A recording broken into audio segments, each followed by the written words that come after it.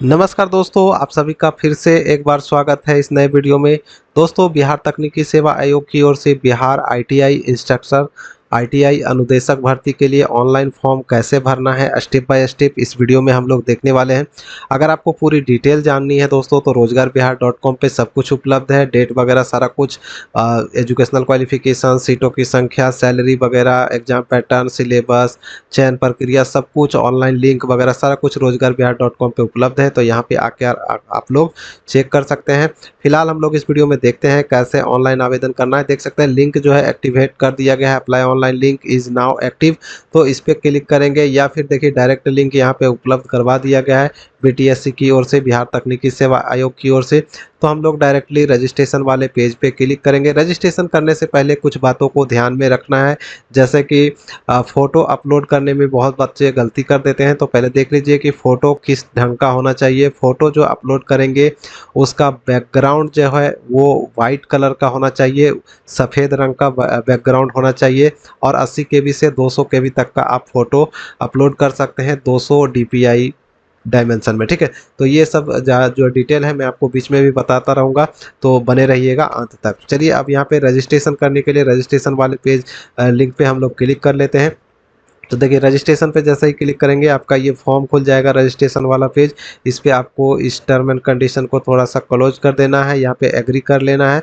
Agree करने के बाद यहाँ पे क्या क्या इन्फॉर्मेशन भरनी है यहाँ पे ध्यान दीजिएगा कि पहले कैंडिडेट का फर्स्ट नेम भरना है, मिडिल नेम भरना है, लास्ट नेम भरना है। तो जो भी आपका नाम है वो भर लेंगे, ठीक है। उसके बाद यहाँ पे आपसे पूछा जाता है कि क्या आप कभी अपना नाम बदले हैं मैट्रिक के बाद, तो यस नो करेंगे। तो मैं यहाँ पे नो कर देता हूँ। फिर डेट ऑफ बर्थ यहाँ पे सेलेक्ट कर लेंगे कैलेंडर के माध्यम से, ठीक है। चूज कर लेंगे जो भी आपकी जन्म तिथि है उसे सेलेक्ट करेंगे, लिंग सेलेक्ट कर लेंगे, मेल फीमेल अदर जो भी है उसे सेलेक्ट करें। फिर यहाँ पे मोबाइल नंबर मांगा जाएगा, फिर कंफर्मेशन के लिए यहाँ पे मोबाइल नंबर डाल देना है दोबारा से। अगर आपके पास कोई अल्टरनेटिव मोबाइल नंबर है तो यहाँ पे डालें, नहीं तो खाली रहने दें। ईमेल आईडी यहाँ पे डालें और यहाँ पे डाल के कंफर्म करें और जनरेट ओटीपी पे क्लिक कर देंगे, ठीक। जनरेट ओटीपी पे क्लिक करते ही देखिए यहाँ पे एक कैप्चा कोड फिर से आपसे मांगी जाएगी, तो ये कैप्चा कोड यहाँ पे डालना है और सबमिट कर लेना है। अब दोस्तों आपको ईमेल आईडी पे और मोबाइल नंबर पर एक ओटीपी आएगी, यहाँ पे ओटीपी डाल के वेरीफाई कर लेंगे और ये जो है आपको एक्सेप्ट कर लेना है। और यहाँ पे ये जो कैप्चा दिखाई दे रही है इस कैप्चा को यहाँ पे भरेंगे, रीवेरीफाई क्लिक कर देंगे। रीवेरीफाई पे क्लिक करते ही यहाँ पे जो रजिस्ट्रेशन में आपने भरा है वो आप डिटेल आपको दिखाई देने लगेंगे। तो डिटेल यहाँ पे देख लीजिएगा और इस पे आपको टिक कर लेना है सभी के सभी पे कि यहाँ पे जो हमें आपने भरा है वो बिल्कुल सही है। तो इस पे वेरीफाई कर लेना है और यहाँ पे सबमिट बटन दिखाई दे रही है, सबमिट बटन पे क्लिक कर देना है। जैसा ही सबमिट पे क्लिक करेंगे यहाँ पे फिर से आपको ओके करने को कहा जाएगा, तो ओके कर लेना है, ठीक है। तो देखिए ये जो नेक्स्ट प्रोसेस आपका फॉर्म खुल जाएगा, यहाँ पे आपको रजिस्ट्रेशन नंबर मिल जाती है और यहाँ पे इसको क्लोज कर लेंगे। और क्लोज करने के बाद जो है पोस्ट नेम यहाँ पे सेलेक्ट करने को कहा जाता है। देखिए तो ट्रेड इंस्ट्रक्टर यहाँ पे ऑलरेडी आ चुका है। अब यहाँ पे रजिस्ट्रेशन नंबर वगैरह जो है आपको दिखाई देने लगेंगे जो आपका डिटेल है, ठीक है। अब यहाँ पे आते हैं तो रजिस्ट्रेशन आपका कंप्लीट हो चुका है। अब क्या करना है, देखिए यहाँ पे फोटो सिग्नेचर नहीं दिखाई दे रही है क्योंकि अभी आपको अपलोड वगैरह करना है। तो यहाँ पे गो टू एप्लीकेशन फॉर्म दिखाई दे रही है आपको, तो यहाँ पे गो टू एप्लीकेशन फॉर्म पे क्लिक करेंगे तो ये जो है आपका अगला स्टेप जो है वो खुल जाएगा। खुलने के बाद जो है इसको आपको भरना है। तो देखिए यहाँ पे खुल चुका है। अब यहाँ पे आवेदन संख्या वगैरह आ चुका है, तो यहाँ पे कुछ नहीं करना है, यहाँ पे सीधे आना है और यहाँ पे रिलीजन पूछ रहा है, धर्म पूछ रहा है। तो धर्म पे आपको सबसे पहले सेलेक्ट कर लेना है, जो भी आपका धर्म है उसे सेलेक्ट करेंगे। और यहाँ पे पिता का नाम, फादर का नाम भरना है, फिर यहाँ पे माता का नाम भरना है। अगर अल्टरनेटिव नंबर देना चाहते हैं तो दे सकते हैं, नहीं तो खाली रहने देंगे। और यहाँ पे ट्रेड इंस्ट्रक्टर, ठीक है, यहाँ पे सेलेक्ट करेंगे कि कौन सा ट्रेड है जो आप इसमें लेना चाहते हैं, ठीक है। तो जो भी आपका ट्रेड है जिसमें भी आपने आईटीआई कर रखा है वो ट्रेड आपको यहाँ पे सेलेक्ट कर लेना है, ठीक है। फिर यहाँ पे आपका पोस्ट कोड आ जाएगा। अब यहाँ पे एडवर्टाइजमेंट नंबर आने के बाद यहाँ पे राष्ट्रीयता पूछेगा, तो यहाँ पे इंडियन पे आपको क्लिक कर देनी है। फिर आपको पूछेगा कि क्या आप बिहार के निवासी हैं, डोमिसाइल ऑफ बिहार, तो यस करेंगे या नो करेंगे। अगर बिहार के बाहर के हैं तो नो करेंगे, अगर बिहार के निवासी हैं तो यस कर देंगे। अगर यस करेंगे और उसके बाद यहाँ पे कैटेगरी पूछेगी आपकी रिजर्वेशन कैटेगरी क्या है, जनरल, ईडब्ल्यूएस, ईबीसी, BC1 या BC, BC2 जो भी है आप उसे सेलेक्ट कर लेंगे। तो यहाँ पे करने के बाद नीचे आते हैं तो देखिए यहाँ पे पूछा जाता है, देखिए यहाँ पे पूछा जाता है आपका निवास के बारे में, जैसा कि यहाँ पे बिहार के निवासी हैं तो उसका प्रमाण पत्र देना होगा। देखिए यहाँ पे आपको क्या करना है, यहाँ पे domicile certificate issuing authority, authority आपका कहाँ से जारी किया गया है वो सीओ, ब्लॉक से या डीएम लेवल से या एसडीएम लेवल से, वो यहाँ पे डाल देना है।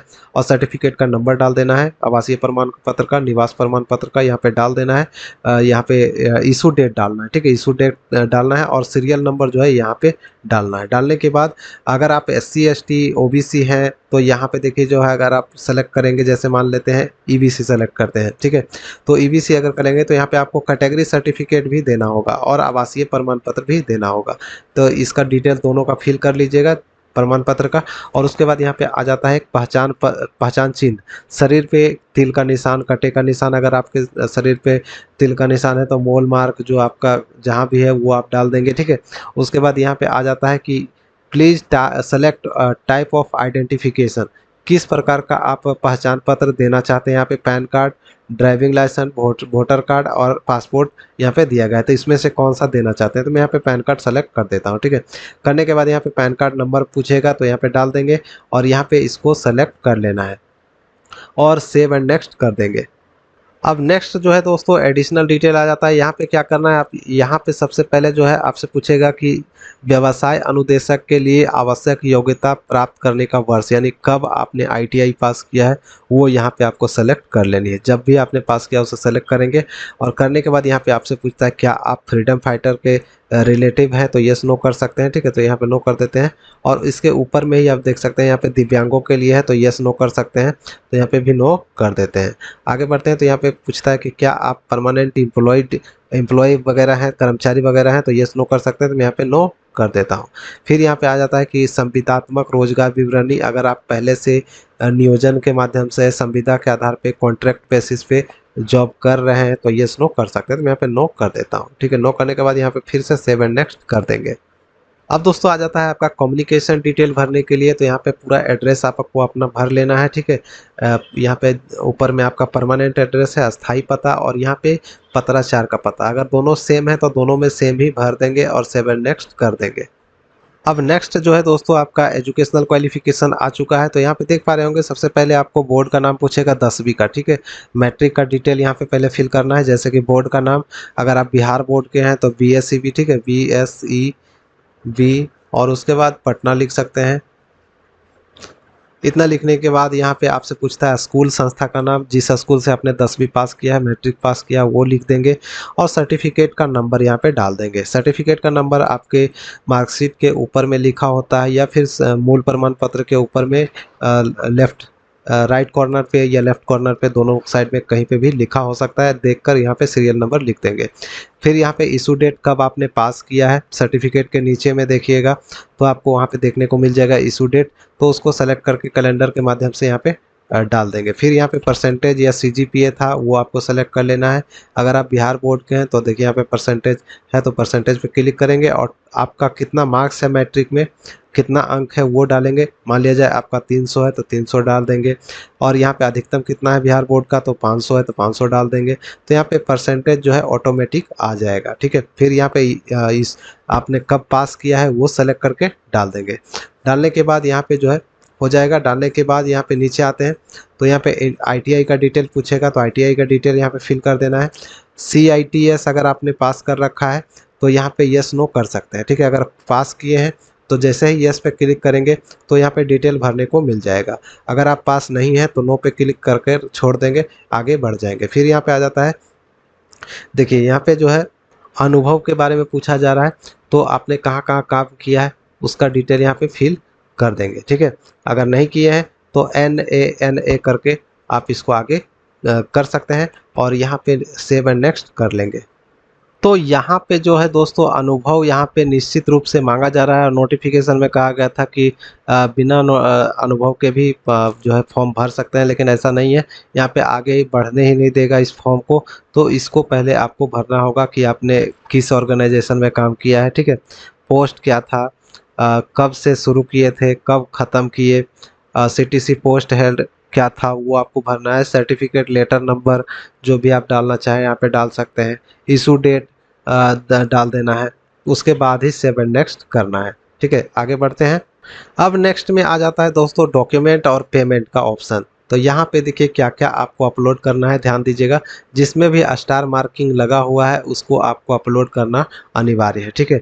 तो देखिए यहाँ पे अदर रिलेवेंट डॉक्यूमेंट में नहीं लगा है, तो यहाँ पे आप डालना चाहे अगर आपके पास कुछ एक्स्ट्रा है तो डालेंगे, नहीं तो खाली छोड़ेंगे, ठीक है। क्योंकि पिछले वीडियो में भी 1-2 फॉर्म में ये ऑप्शन आया था तो बहुत सारे कमेंट आए थे, तो मैं इसमें आपको बता दे रहा हूँ कि जिसमें स्टार मार्किंग हो सिर्फ उसी में ही आपको अपलोड करना है।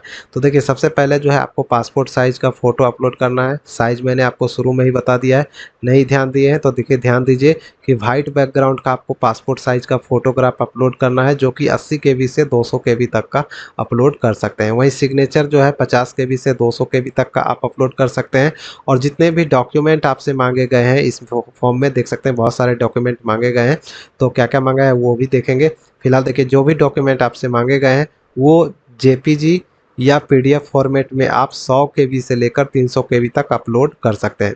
तो यहाँ पे सारा कुछ पहले अपलोड करिए। देखिए क्या-क्या मांगा गया है, तो फोटोग्राफ हो गया, सिग्नेचर हो गया और यहाँ पे 10वीं का सर्टिफिकेट मांगा गया है, फिर आईटीआई का सर्टिफिकेट मांगा गया है, ठीक है। फिर आईटीआई का मार्कशीट भी मांगा गया है सेमेस्टर वाइज, ऑल सेमेस्टर का। और यहाँ पे upload your state domicile certificate. तो अगर आप बिहार के निवासी हैं तो यहाँ पे आपको बिहार के बाहर के हैं तब तो फिर आपसे आवासीय नहीं मांगेगा, लेकिन अगर आप बिहार के हैं तो आपसे आवासीय मांगेगा, तो यहाँ पे अपलोड कर देना है, ठीक है। अब एक्सपीरियंस सर्टिफिकेट का डिटेल यहाँ पे आपको अपलोड कर देना है। फिर यहाँ पे अगर आपने रिजर्वेड कैटेगरी सेलेक्ट किया था तो यहाँ पे कास्ट सर्टिफिकेट मांगेगा। अगर आप जनरल वगैरह सेलेक्ट करेंगे तो यहाँ पे आपसे कास्ट सर्टिफिकेट नहीं मांगेगा, तो जो अगर मांगेगा तो यहाँ पे अपलोड कर देना है। और यहाँ पे आईडी कार्ड, जो आपने पैन कार्ड वोटर कार्ड जो भी सेलेक्ट किया था वो यहाँ पे आपको अपलोड कर देना है। इतना अपलोड करने के बाद जो आपको पेमेंट दिखाएगा, आपका जो पेमेंट है 150 या 600 जो भी आप करना चाहें यहाँ पे कर सकते हैं, ठीक है। तो यहाँ पे देखिए आपको ऑलरेडी शो करता रहेगा कि क्या आपका पेमेंट है, तो यहाँ पे शो करता रहेगा। तो जो भी आपका पेमेंट है उसे यहाँ पे कर लेंगे। और यहाँ पे देखिए ये जो है आपको टिक कर लेना है, सारे के सारे में टिक करना है। टिक करने के बाद देखिए यहाँ पे टिक करने के बाद इस कैप्चा को यहाँ पे डालेंगे और प्रीव्यू बटन पे क्लिक करके देख लेंगे कि सारा कुछ ठीक आपने भरा है कि नहीं भरा है। अगर सब कुछ ठीक है तो सबमिट करेंगे और पेमेंट कर लेंगे। अब देखिए जो फ़ोटो अपलोड कर रहे हैं तो वहाँ पे नोटिफिकेशन में तो कुछ दिया गया है, लेकिन जब अपलोड कर रहे हैं उस साइज़ में तो यहाँ पे नहीं ले रहा है, क्योंकि यहाँ पे देखिए फ़ोटो जो मांगा गया है वो 50 केबी से लेकर 80 केबी तक का ही मांगा गया। और वहाँ पे दिखा रहा था कि 80 केबी से 100 केबी तक का आपको अपलोड करना है, लेकिन यहाँ पे नहीं, यहाँ पे 50 केबी से 80 केबी तक का ही आप यहाँ पे अपलोड कर सकते हैं। तो चलिए अपलोड कर लेते हैं। देखिए जैसा ही 50 केबी से 80 केबी का फ़ोटो मैंने यहाँ पे अपलोड किया तो ये आसानी से अपलोड हो चुका है। अब इसे क्लोज कर लेंगे, ठीक है। तो फ़ोटो देख सकते हैं यहाँ पे अपलोड हो चुका है। और यहाँ पे आप सिग्नेचर पे क्लिक करते हैं तो सिग्नेचर का साइज़ भी देखिए यहाँ पे 50 केबी से 80 केबी तक का ही आप अपलोड कर सकते हैं, तो इसको भी अपलोड कर लेंगे। तो दोस्तों आप देख सकते हैं यहाँ पे सब कुछ अपलोड हो चुका है, सिर्फ अदर रिलेवेंट में मैंने खाली छोड़ दिया, इसको नहीं भरना है। आगे बढ़ते हैं तो यहाँ पे पेमेंट का ऑप्शन जो है सेलेक्ट कर लेंगे और यहाँ पे कैप्चा डाल के प्रीव्यू पहले कर लेंगे, उसके बाद सबमिट करना है। प्रीव्यू पे क्लिक करते ही देखिए यहाँ पे सारा प्रीव्यू आपको दिखा देगा कि आपने जो भी भरा है वो देख लेंगे, सारा कुछ ठीक है। तो अब जो है आपको यहाँ पे इसको आगे बढ़ना है, यहाँ पे क्लोज कर लेंगे। और क्लोज करने के बाद देखिए यहाँ पे क्लोज करने के बाद जो है नीचे आएंगे तो सबमिट बटन पे क्लिक करके इसको सबमिट कर लेना है। सबमिट होते ही यहाँ पे देखिए अब आपको पेमेंट का ऑप्शन मिल जाता है। जो भी आपका पेमेंट है वो करेंगे, क्रेडिट कार्ड या डेबिट कार्ड के माध्यम से कर सकते हैं, नेट बैंकिंग के माध्यम से कर सकते हैं, यूपीआई के माध्यम से भी कर सकते हैं, या फिर क्यूआर स्कैन करके भी पेमेंट कर सकते हैं। पेमेंट कर लेंगे और उसके बाद जो है आपका प्रिंट आउट निकाल लेंगे। पेमेंट होने के बाद दोस्तों आपको ऑप्शन मिल जाता है प्रिंट आउट का, तो प्रिंट आउट निकाल लेंगे। तो इस प्रकार से जो है फॉर्म भरना था। उम्मीद करता हूँ वीडियो आप लोगों को अच्छी लगी होगी, तो ज़्यादा से ज़्यादा शेयर कर दे, चैनल को सब्सक्राइब कर ले पल पल की अपडेट के लिए। मैं मिलूंगा नेक्स्ट वीडियो में नेक्स्ट अपडेट के साथ, तब तक के लिए बाय, जय हिंद।